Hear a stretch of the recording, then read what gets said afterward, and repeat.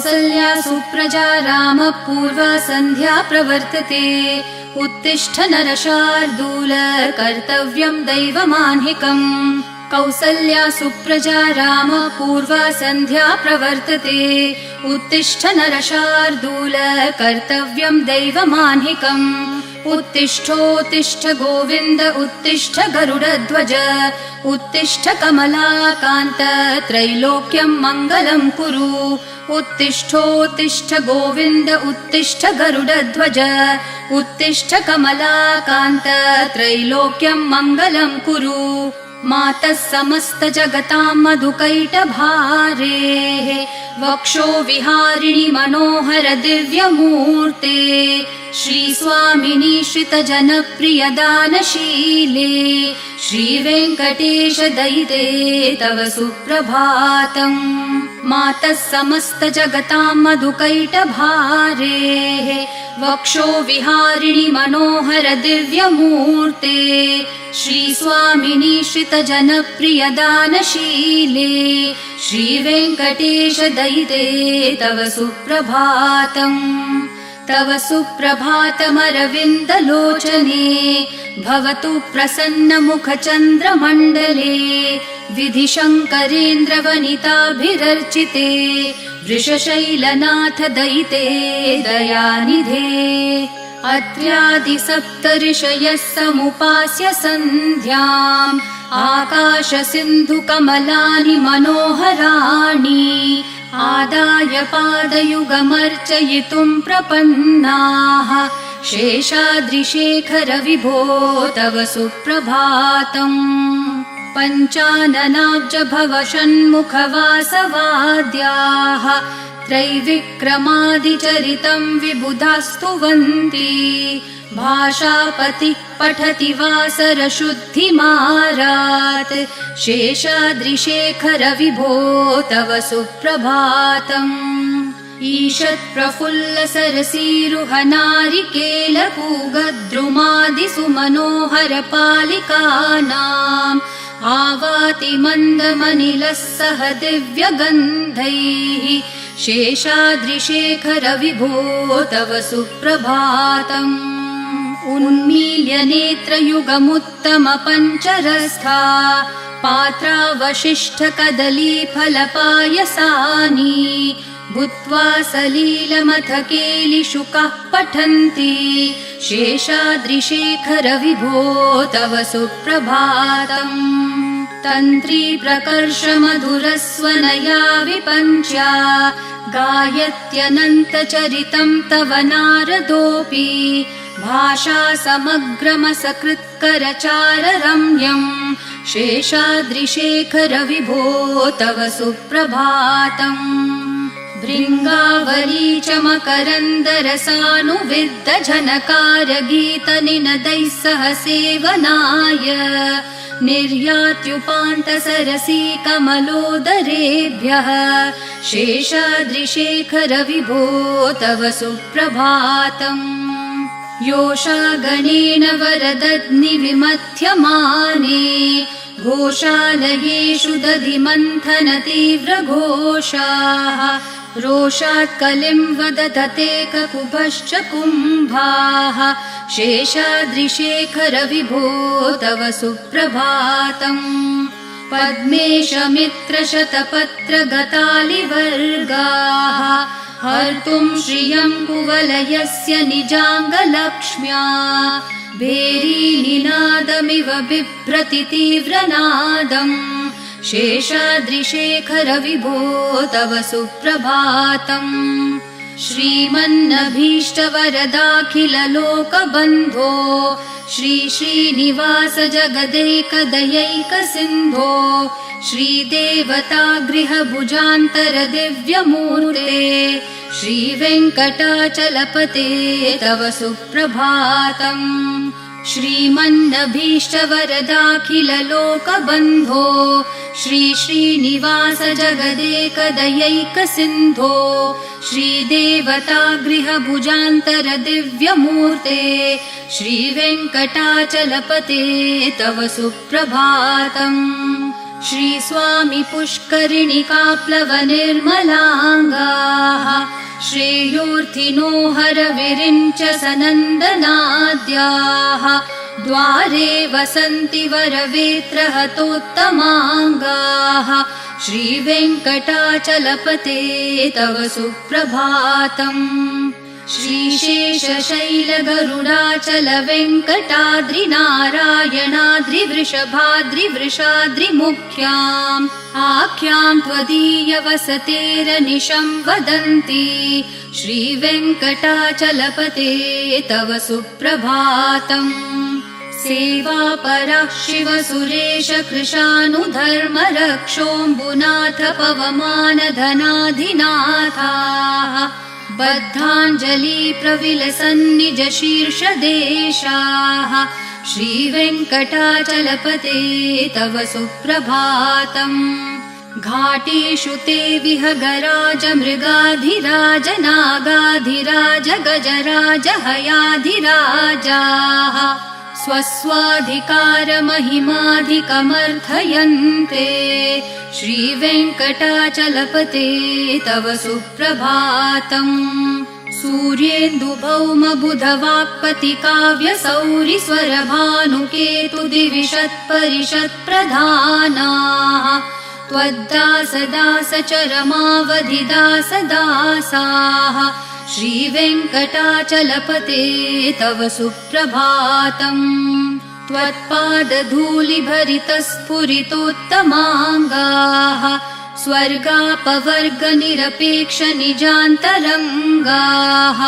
कल्पागमाकलनयाकुलतां लभन्ते श्रीवेङ्कटाचलपते तव सुप्रभातम् त्वद्गोपुराग्रशिखराणि निरीक्षमाणाः स्वर्गापवर्गपदवीं परमाश्रयन्तः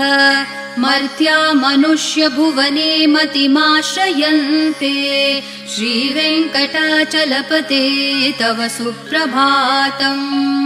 श्रीभूमिनायकदयादिगुणामृताब्धे देवाधिदेव जगदेक शरण्यमूर्ते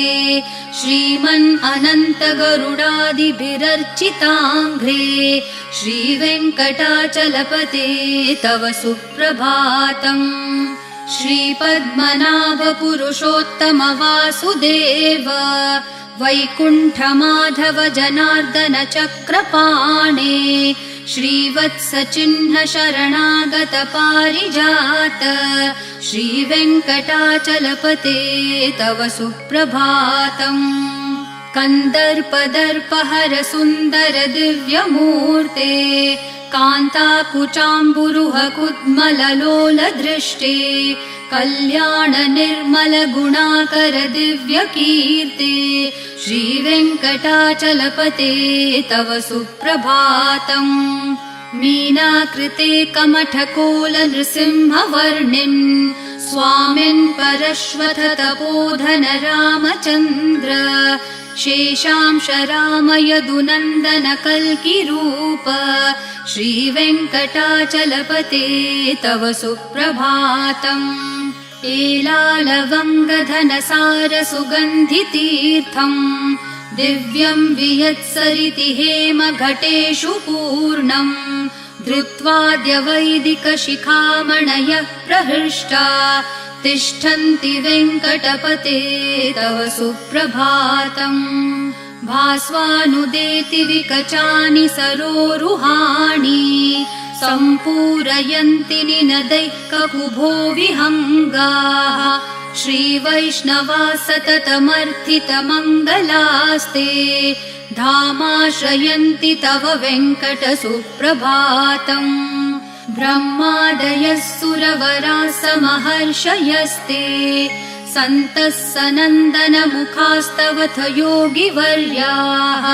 धामान्तिके तव हि मङ्गलवस्तु हस्ताः श्रीवेङ्कटाचलपते तव सुप्रभातम् लक्ष्मीनिवास निरवद्य गुणैकसिन्धो संसार सागर समुत्तरणैकसेतो वेदान्तवेद्य निज वैभव भक्त भोग्य श्रीवेङ्कटाचलपते तव सुप्रभातम्। लक्ष्मीनिवास निरवध्य गुणैकसिन्धो संसारसागर समुत्तरणैकसेतो वेदान्तवेद्य निज वैभव भक्त भोग्य श्रीवेङ्कटाचलपते तव सुप्रभातम्। इत्थं वृषाचलपतेरिह सुप्रभातम्। ये मानवः प्रतिदिनं पठितुं प्रवृत्ताः तेषां प्रभातसमयस्मृतिरङ्गभाजाम् प्रज्ञां परार्थसुलभां परमां प्रसूते। इत्थं वृषाचलपतेरिह सुप्रभातम्।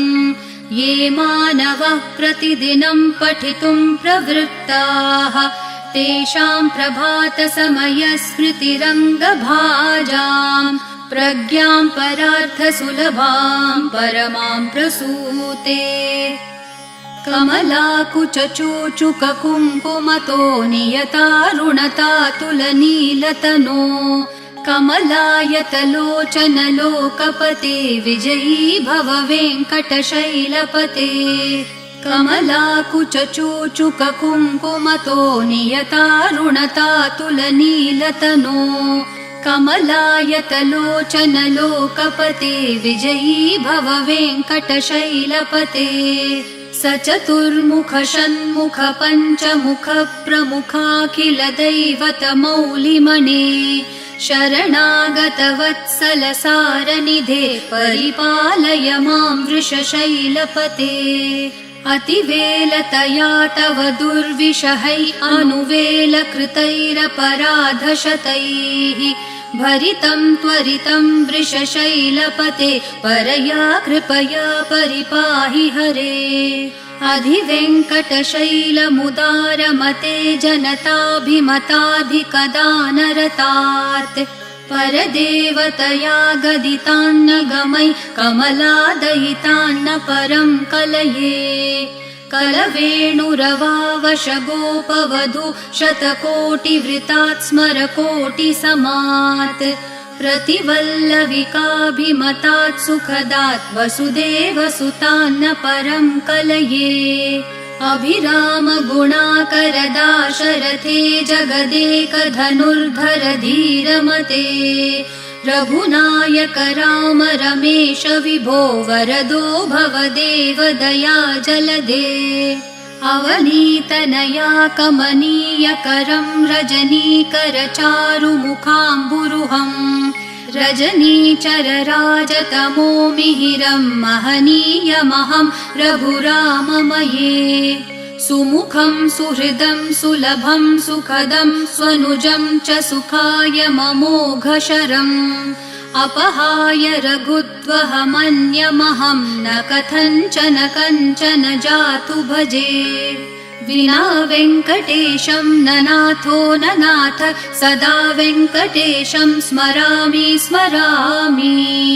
हरे वेङ्कटेश प्रसीद प्रसीद प्रियं वेङ्कटेश प्रयच्छ प्रयच्छ। विना वेङ्कटेशं ननाथो ननाथ सदा वेङ्कटेशं स्मरामि स्मरामि।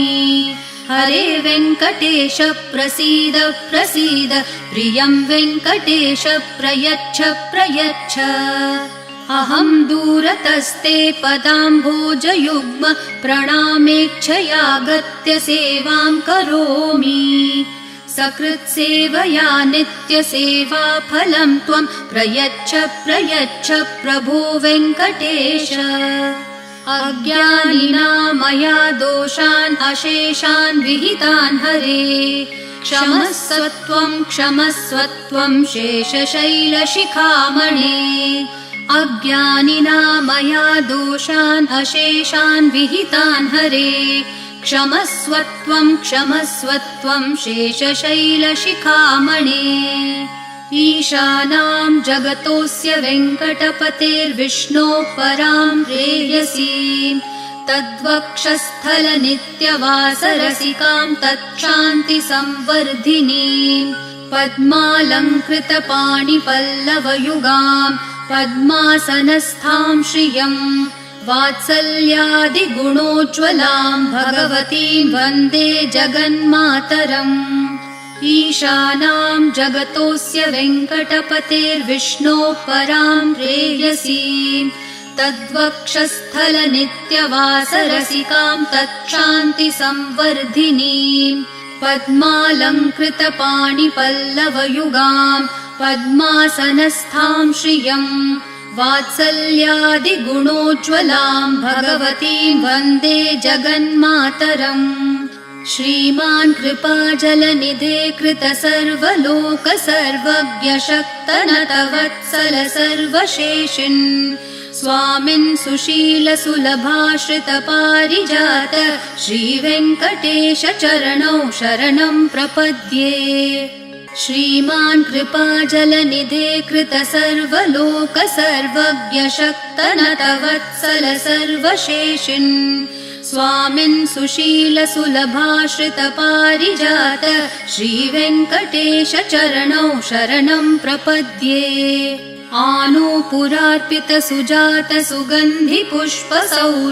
आनूपुरार्पितसुजातसुगन्धिपुष्पसौरभ्यसौरभकरौ समसन्निवेशौ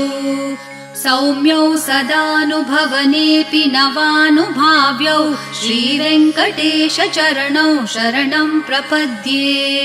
सद्यो विकासि समुदित्वरसान्द्ररागः सौरभ्य निर्भर सरोरुह साम्यवार्ताम् सम्यक्षु साहसपदेषु विलेखयन्तौ श्रीवेङ्कटेश चरणौ शरणं प्रपद्ये रेखामयध्वज सुधाकलशातपत्रवज्राङ्कुशाम्बुरुहकल्पकशङ्खचक्रैः भव्यैरलङ्कृततलौ परतत्त्वचिह्नैः श्रीवेङ्कटेश चरणौ शरणं प्रपद्ये ताम्रोदरद्युतिपराजितपद्मरागौ ब्राह्मेर्महोभिरभिभूतमहेन्द्रनीलौ उद्यन्नखांशुभिरदस्तशशाङ्कभासौ श्रीवेङ्कटेश चरणौ शरणं प्रपद्ये सप्रेमभीतिकमलाकरपल्लवाभ्यां सम्माहनेऽपि सपदि क्लममादधानौ कान्ताववाङ्मनसगोचरसौकुमार्यौ श्रीवेङ्कटेश चरणौ शरणं प्रपद्ये लक्ष्मीमहीतदनुरूपनिजानुभावन्नीलादिदिव्यमहिषीकरपल्लवानाम् आरुण्यसङ्क्रमणतः किल सान्द्ररागौ श्रीवेङ्कटेश चरणौ शरणं प्रपद्ये नित्यानमद्विधि शिवादिकिरीटकोटि प्रत्युक्तदीप्तिनवरत्नमःप्ररोहैः नीराजनाविधिमुदारमुपादधानौ श्रीवेङ्कटेश चरणौ शरणं प्रपद्ये विष्णोपदे परम इत्युदितः प्रशंसो यौ मध्य उत्स इति भोग्यतयाप्युपातौ भूयस्ततेति तव पाणितलप्रदिष्टौ श्रीवेङ्कटेश चरणौ शरणं प्रपद्ये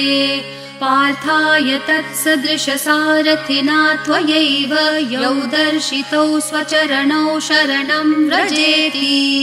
भूयोऽपि मह्यमिह तौ करदर्शितौ ते श्रीवेङ्कटेश चरणौ शरणं प्रपद्ये मन्मूर्धिकालियफने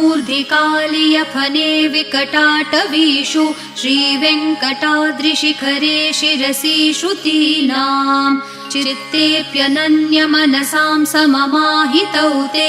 श्रीवेङ्कटेश चरणौ शरणं प्रपद्ये आम्लानहृष्यदवनीतलकीर्णपुष्पौ श्रीवेङ्कटाद्रिशिखराभरणायमानौ आनन्दिताखिलमनोनयनौ तवेतौ श्रीवेङ्कटेश चरणौ शरणं प्रपद्ये प्रायः प्रपन्नजनता प्रथमावगाह्यो मातुस्तनाविविशिशोरमृतायमानौ प्राप्तौ परस्परतुलामतुलान्तरौ ते श्रीवेङ्कटेशचरणौ शरणं प्रपद्ये सत्वोत्तरैः सततसेव्यपदाम्बुजेन संसारतारकदशार्द्रदृगञ्चलेन सौम्योपयन्तृमुनिना मम दर्शितौ ते श्रीवेङ्कटेशचरणौ शरणं प्रपद्ये सत्वोत्तरैः सततसेव्यपदाम्बुजेन संसारतारकदशार्द्रदृगञ्चलेन सौम्योपयन्तृमुनिना मम दर्शितौ ते श्रीवेङ्कटेशचरणौ शरणं प्रपद्ये श्रीशश्रिया घटिकया त्वदुपाय भावे प्राप्ये त्वयि स्वयमुपेयतया स्फुरन्त्या नित्याश्रिताय निरवद्य गुणाय तुभ्यं स्यां किङ्करो वृषगिरीश न जातु मह्यम् श्रीशश्रिया घटिकया त्वदुपाय भावे प्राप्ये त्वयि स्वयमुपेयतया स्फुरन्त्या नित्याश्रिताय निरवद्य गुणाय तुभ्यं स्यां किङ्करो वृषगिरीश न जातु मह्यम् श्रियः कान्ताय कल्याणनिधये निधयेऽर्थिनां श्रीवेङ्कटनिवासाय श्रीनिवासाय मङ्गलम् श्रियः कान्ताय कल्याणनिधये निधयेऽर्थिनां श्रीवेङ्कटनिवासाय श्रीनिवासाय मङ्गलम् लक्ष्मी सविभ्रमालोकसुप्रविभ्रमचक्षुषे चक्षुषे सर्वलोकानां वेङ्कटेशाय मङ्गलम् श्रीवेङ्कटाद्रिशृङ्गाग्रमङ्गलाभरणाङ्ग्रये मङ्गलानां निवासाय श्रीनिवासाय मङ्गलम् सर्वावयवसौन्दर्यसम्पदा सर्वचेतसां सदा सम्मोहनायास्तु वेङ्कटेशाय मङ्गलम् नित्याय निरवध्याय सत्यानन्दचिदात्मने सर्वान्तरात्मने श्रीमद्वेङ्कटेशाय मङ्गलम् स्वतः सर्वविदे सर्वशक्तये सर्वशेषिणे सुलभाय सुशीलाय वेङ्कटेशाय मङ्गलम् परस्मै ब्रह्मणे पूर्णकामाय परमात्मने प्रयुञ्जे परतत्त्वाय वेङ्कटेशाय मङ्गलम् आकालतत्त्वमशान्तम् आत्मनामनुपश्यताम् अतृप्तामृतरूपाय वेङ्कटेशाय मङ्गलम् प्रायस्वचरणौ पुंसां शरण्यत्वेन पाणिना कृपया दिशते श्रीमद्वेङ्कटेशाय मङ्गलम्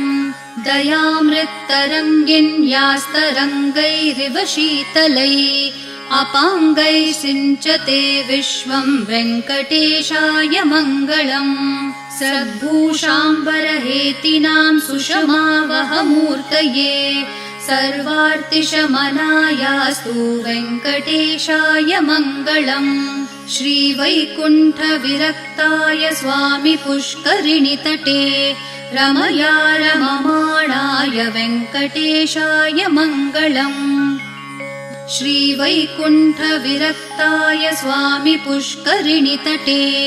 रमया रममाणाय वेङ्कटेशाय मङ्गलम् श्रीमत्सुन्दरजामातृमुनिमानसवासिने सर्वलोकनिवासाय श्रीनिवासाय मङ्गलम् मङ्गलाशासनपरैर्मदाचार्य पुरोगमैः